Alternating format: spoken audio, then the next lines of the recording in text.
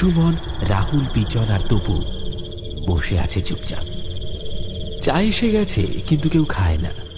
কারোর চোখে ঘুম নেই, কথা নেই, শুধু একটা চাপা দুঃস্বপ্ন যেন ঘিরে রেখেছে সবাইকে। হ্যাঁ, আজ সারাদিন গায়ে কাঁটা দিচ্ছে রে ভাই। ওই ঘরটায় যা দেখলাম ভুলতে পারছি না। ঘরের ছাদে রক্ত, জানি না ওটা কি, কিন্তু কেউ মানুষ হলে ছাদ ফাটিয়ে বেরোয় না ভাই।